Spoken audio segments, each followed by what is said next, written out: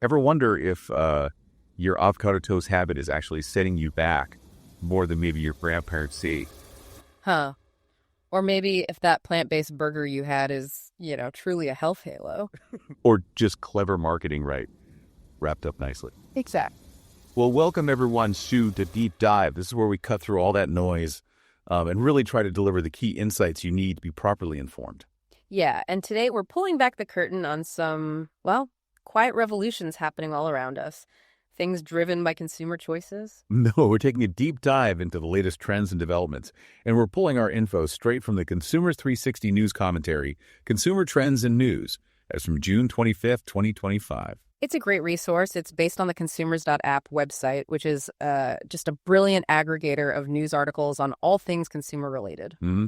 And our mission today, basically, extract the most important nuggets from this snapshot, bring them to you, explore how every decision, big or small, kind of casts a ripple, Across our collective future, it really does. So let's unpack our first headline. This one dives straight into our wallets and, our future security.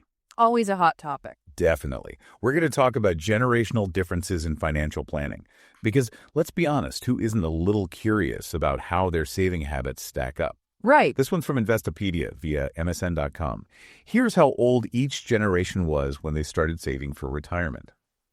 That headline really makes you think. It does. And what's really striking here is the generational divide. I mean, when people actually begin saving. What are the numbers? So the Transamerica Center for Retirement Studies found Gen Z typically starts saving at, get this, 19. Impressively young. Oh, 19. Yeah. Millennials follow around 24, Gen X at 30, and baby boomers, on average, they started around 35. That's a huge difference between 19 and 35. It's massive, and it's not just like a random thing. It reflects these profound shifts in attitudes towards planning, influenced by different economic conditions, and crucially, much earlier access to financial education. That access point is key. And thinking about recent conditions, what about COVID? Did that throw a wrench in things? Surprisingly, maybe not. Well, that's another interesting layer. Research from Derby and others in 2022 showed that retirement savings contributions didn't actually see a significant decline during COVID. Really? Unlike the Great Recession, then? Exactly. A very different story. It seems policy shifts, like, remember the suspension of IRA required minimum distributions, things like that played a key role. Okay, that makes sense. So thinking about Gen Z starting at 19, how much does their being digital natives play into this, their whole approach? Oh, it's absolutely foundational. I mean, Gen Z grew up completely immersed in the internet, digital tech. It profoundly shapes their financial behaviors. How so? They're just much more proactive in seeking financial advice online, and they're remarkably comfortable using digital platforms for saving, for investing, right from a really young age. So that digital fluency basically gives them a head start. A massive head start in financial literacy and taking action. Yeah. It makes sense that having all that info at your fingertips would speed things up. Is this mostly a U.S. thing, or are we seeing similar shifts elsewhere? What about China? Good question. Let's zoom out a bit. A study by Zhang, this was from 2023, found that urban households in China actually increased their savings rates, increased by 8%. This was after a delayed retirement policy was announced. And what's even more interesting is how it varied by income. Okay. Higher income households showed a much bigger increase, likely driven by, concerns about future pension income. So policy changes, worries about security, these are universal drivers then. Definitely. It underscores that financial planning isn't just about personal discipline, right? It's also about reacting to these bigger economic signals. So it sounds like starting early is, the non-negotiable strategy here.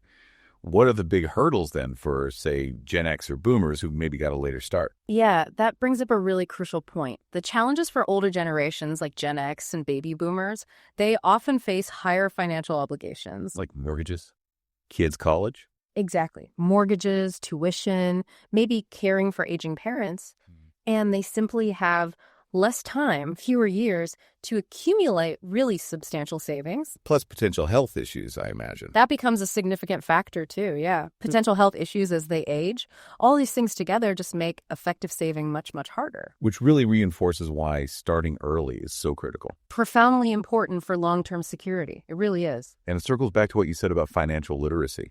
Is that early education the real secret sauce here for setting up the younger generations? Precisely. Early financial literacy has a huge impact. Studies strongly suggest that financial education, whether it's, part of the school curriculum or is easily available online. Right. It empowers Gen Z and millennials to start saving earlier. It sets them up for significantly better financial security down the road. It's truly foundational, creates a more resilient generation, financially speaking. So the takeaway is pretty clear. Literacy plus digital access equals earlier saving. But those challenges for older folks really hammer home the lesson. In this kind of uncertain world, planning early isn't just nice to have. It's becoming non-negotiable, absolutely, for real security. Okay. So speaking of choices with long-term impact, let's chew on something else, something that's seen its own revolution. Right. Plant-based substitutes. You've seen them, right? Taking up more and more space in the grocery aisles. Everywhere. This headline's from the BBC, and it asks the big question. Are plant-based substitutes healthier than meat? It's on a lot of minds. Yeah. And the answer, well, it's not always simple. No, it really isn't. And, this topic has a surprisingly long history. Plant-based substitutes aren't actually new at all. Oh, yeah, like tofu. Exactly. Tofu dates back to like 200 BCE in China. But the modern stuff, spearheaded by companies like Impossible Foods, Beyond Meat, that's what's truly revolutionized the market. Right, the burgers that bleed and all that. Yeah. Today, we're seeing really sophisticated products made from soy, wheat gluten, pea protein, mycoprotein. What protein? What's that? It's basically a protein derived from a type of fungus. You find it in products like corn. And we're even talking about cultivated meats now grown from animal cells, tissue engineering. Wow. It's incredible how far it's come. And it's not just about taste or texture, is it? There's a big environmental piece, too. Oh, absolutely. That's a huge driver. Plant-based meat substitutes generally boast a much lower environmental footprint compared to traditional meat. Lower how? We're talking reduced greenhouse gas emissions, significantly less land needed, lower water consumption. It aligns perfectly with the growing demand for sustainable diets, and efforts to mitigate climate change. So sustainability is a key factor for consumers choosing these. A very key driver for many, yes. Okay, so what exactly are these things made of, beyond those main protein sources you mentioned? What gives them that meaty quality? Right. So beyond the main protein, soy, wheat, pea, mycoprotein, the magic, so to speak, happens with clever combinations of flavors, spices, various binding agents. Oh, binders? Yeah. They're all meticulously chosen to replicate the taste, the texture, the mouthfeel we associate with actual meat, make some appealing substitutes. It's a fascinating blend of food science and, culinary art. And for people focused on health, what's the upside? Are there specific benefits compared to traditional meat? From a health angle, they can offer tangible benefits, things like lower cholesterol, potentially reduced risk of heart disease. Okay. They're often lower in saturated fats and calories than animal meats. And a really significant advantage, they provide dietary fiber, which is completely absent in animal products. Fiber, right. That's a big one. But I'm always a bit skeptical. Anything seems too good to be true. What are the potential downsides? Things to watch out for? That's a crucial question. Very important. While they can be beneficial, some plant-based substitutes, they can contain various additives and often have quite high levels of sodium. The salt for flavor and texture. Exactly. And critically, they might lack certain essential nutrients that are abundant in animal meat. Think vitamin B12, iron, zinc. So you can't just swap them out one for one without thinking. Not necessarily. Consumers need to be mindful, check labels, make sure they're diversifying their diet to get all those necessary nutrients. It's not a magic bullet, it's a tool. Right, a tool in the toolbox. Yeah. So thinking about who uses these, beyond just vegetarians and vegans, who else is relying on them? Well, they've become a really significant protein source for vegetarians, vegans, sure, but also flexitarians, people actively cutting back on meat. The reducers. Exactly. And beyond that, folks adhering to religious or cultural dietary laws, and increasingly environmentally conscious consumers looking to lower their carbon footprint. And how much is that climate change angle driving things, especially, say, among younger people? Consumer perceptions of climate action play a really powerful role here. Young adults, for instance, seem particularly influenced by the idea of limiting climate change or finding effective meat substitutes. It strongly drives their choices towards more sustainable eating. So it's a big motivator for that generation. Significant motivator, yes. Okay, so it seems like while plant-based sounds like an easy win, the reality is more nuanced. Very much so. It's a spectrum, right? You really need to read beyond that main label. Some are great, Some are basically ultra-processed food with maybe environmental pluses, but health trade-offs like high sodium. Precisely. It depends on the specific product and your overall diet. And speaking of reading labels, especially for stuff that comes out of the water, that leads us perfectly to our next topic. Seafood. Right. We've unpacked plant-based complexity, and that theme of knowing what's really in our food brings us to this critical discussion: the urgent need for transparent labeling, not just for substitutes, but for seafood itself. This headline's from World Fishing. Clear labeling needed for seafood. It points to something crucial we don't always think about. Yeah, and a key finding here comes from a recent EU report. It's strongly supported by Europesh, that's a major fishing industry body. Okay, what are they saying? They're advocating for much clearer labeling of seafood, especially when it comes to plant-based alternatives.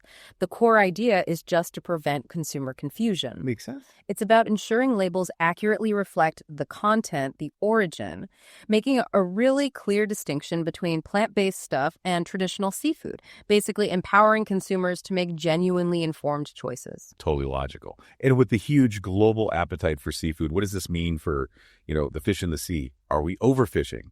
And are there high-tech solutions emerging? Well, yeah, the immense demand has unfortunately led to the overexploitation of marine resources. Some species are really pushed to the brink. Scary. It is. But on the solutions front, there's some cutting-edge stuff being explored using machine learning, basically smart algorithms. AI for fish. Kind of. Specifically, a lightweight model called MMobileNet. It's being used to classify fish species, even assess if they're okay to eat. This tech could significantly aid sustainable marine management, better monitoring, protecting biodiversity. Wow. MMobileNet. Sounds promising. But thinking about the real world, the global supply chains, where are the biggest headaches right now in actually ensuring compliance and proper labeling, especially in big seafood exporting regions? That's a crucial point. If you look at places like Vietnam, for example, they face significant challenges in their seafood supply chains. Managing compliance risk is tough. Why is that? It stems from the complexity of the supply chain itself, lots of steps, plus the characteristics of local regulations, different standards, the broader business environment. It all plays a role. Addressing it needs a multifaceted approach: better monitoring, supportive policies, international cooperation. It sounds complicated. So how exactly does this machine learning thing like MMobileNet help with that? What's its practical edge? Well, machine learning offers accurate and efficient ways to classify fish. Models like MMobileNet can do it with high accuracy, even on limited hardware. That's the key part, limited hardware. Meaning it can work on a fishing boat, not just in a lab. Exactly. The genius of a lightweight model like this is its practicality for remote places. You can't run a huge data center on a fishing vessel, right? Right. But this kind of AI can run efficiently on limited power, limited processing.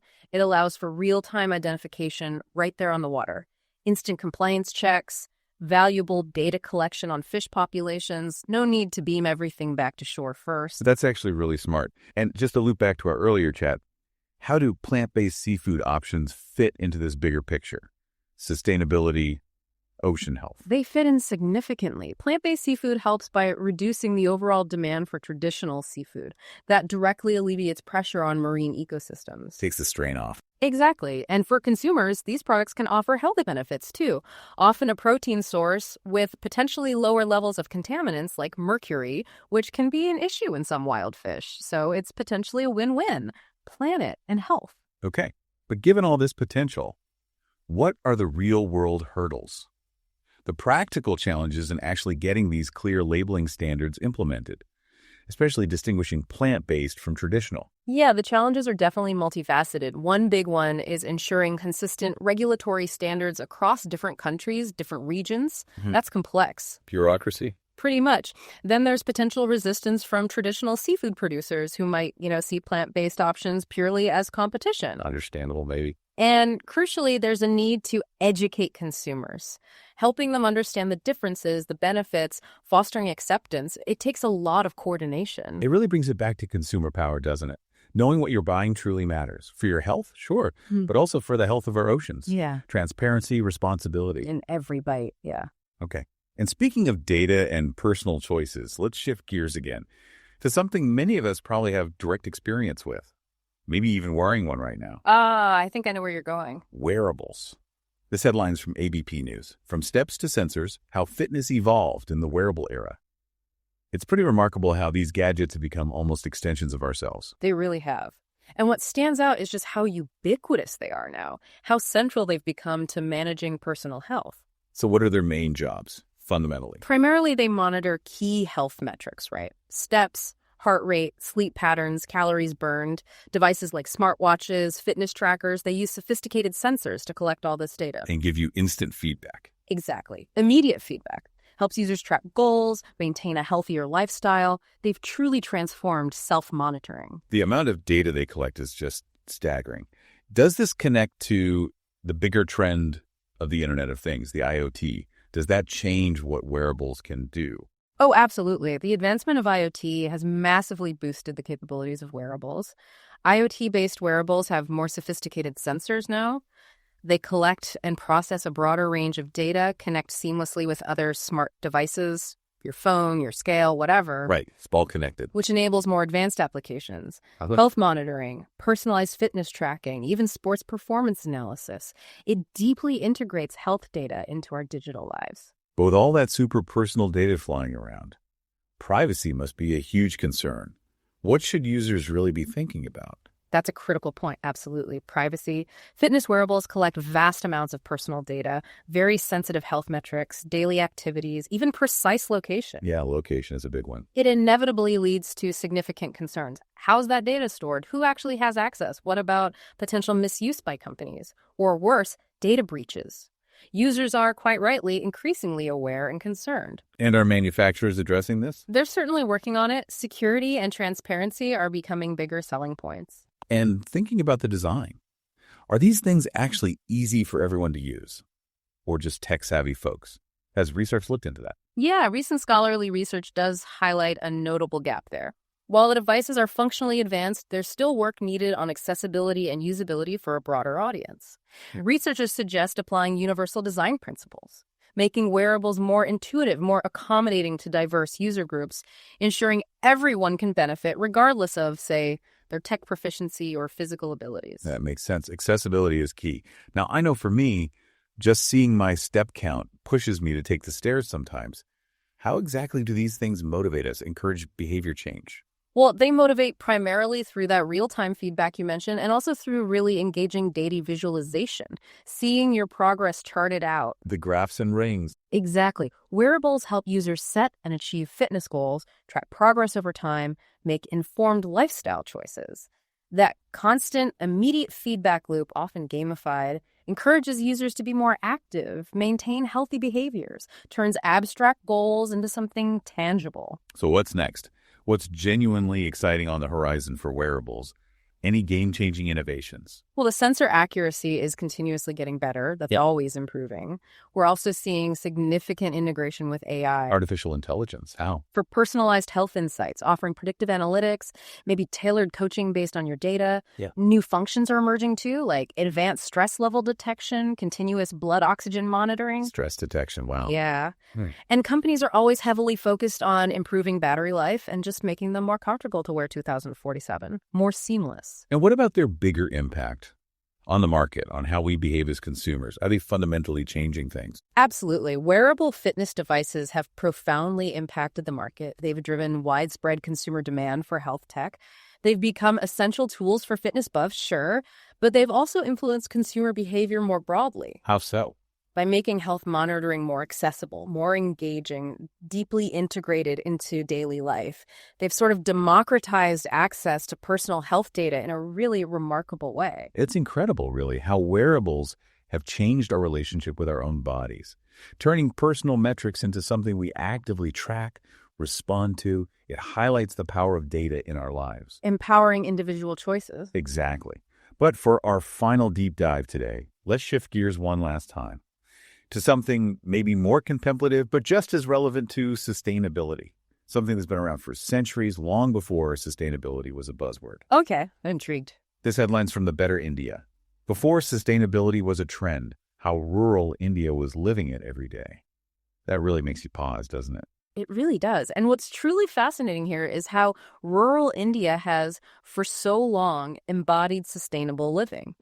through this remarkable array of traditional methods. Like what specifically? We're talking practices like organic farming, rainwater harvesting, really robust community-based resource management, using biogas for cooking fuel, meticulous crop rotation to keep the soil healthy. Stuff passed down for generations. Exactly. These aren't just techniques. They're deeply rooted in cultural values, community values, often centered around principles of zero waste, living in harmony with nature. Timeless wisdom. Yeah. But how are modern sustainable farming practices being integrated? Is it a blend of old and new? It is, yeah. Modern practices like permaculture, designing these self-sustaining agricultural ecosystems. Right. And agroforestry, integrating trees and shrubs into farms. Crop diversification, these are being integrated with traditional systems. The goal is to boost productivity while still preserving environmental health. Things like mixed farming, multiple cropping are also widely used. Food security and a smaller footprint. India's tea industry is massive. What role does it play in promoting sustainability? Yeah, the Indian tea industry is increasingly adopting sustainable practices, tackling both environmental and economic challenges. Organic, sustainable tea farming is gaining a lot of traction. Less chemical use. Big focus on reducing chemical use, promoting biodiversity on the tea estates, and the industry also supports tea tourism. Tea tourism. Yeah, educating visitors about sustainable tea production, its cultural significance, the practices involved. That's interesting. And how does broader rural development fit into this sustainability picture in India? Well, zooming out, rural development in India specifically focuses on improving quality of life through sustainable economic activities. Agriculture, sure, but also things like ecotourism, small-scale industries. It's about economic well-being and environment. Exactly. By enhancing infrastructure, education in rural areas, it supports practices that boost the economy while minimizing environmental impact, empowering communities to thrive sustainably. Are there any new insights from researchers, maybe on how technology could bridge traditional practices and modern goals? That's a crucial point. Recent scholarly research really emphasizes integrating technology with traditional practices, not replacing them. Like what kind of tech? For example, using IoT, the Internet of Things, in agriculture to optimize resource use, improve productivity sustainably. But studies highlight the need for a practical IoT architecture that actually fits India's unique socioeconomic conditions. Technology serving wisdom, not the other way around. Makes sense. And thinking broadly, how do these sustainable food systems help with climate change? They play a critical role by significantly reducing greenhouse gas emissions, promoting biodiversity, conserving vital resources like water and soil, practices like organic farming, less reliance on chemical fertilizers. They directly contribute to lower carbon footprints, better ecosystem health. It's a direct countermeasure. But even with all this effort and wisdom, what challenges does, say, the Indian tea industry still face in keeping this sustainability focus? Well, they face several challenges. Stiff competition from other tea-producing countries, fluctuating market prices, significant labor issues. These are ongoing pressures. So it's not easy. Not easy at all. But despite these hurdles, the industry is really striving to maintain sustainability, focusing on organic production, eco-friendly practices. It's all aimed at ensuring long-term viability, economic stability in a very tough global market. It's just really powerful, isn't it? Reflecting on how sustainability wasn't some trend in rural India, it was just life, baked into the culture. Yeah. It makes you wonder how much our modern tech-driven solutions could learn from that centuries-old wisdom. It really does. What a journey we've been on today, eh? Diving deep into such diverse trends from our financial futures and what's on our plates. To seafood labels, the tech on our wrists. And even that timeless wisdom of rural sustainability. Wow. And our core mission here at The Deep Dive. It's really just to help you, our listener, become truly well-informed, connecting the dots between things that might seem separate. Yeah, providing the context, the insights that turn just raw facts into, hopefully, some real understanding. Exactly. So as we wrap up, here's a thought maybe to chew on. As consumers, we hold immense power in our choices, right, May? But how consciously are we actually wielding that power to shape not just our own lives, but the collective future? And maybe embracing new innovation while also rediscovering some of that profound old wisdom that sustained humanity for so long. Great question. Well, thank you so much for tuning into The Deep Dive. For more insightful content that really tries to cut through the noise, remember to like, share, subscribe to Consumers 360. We appreciate you listening. We'll be back with another Deep Dive very soon.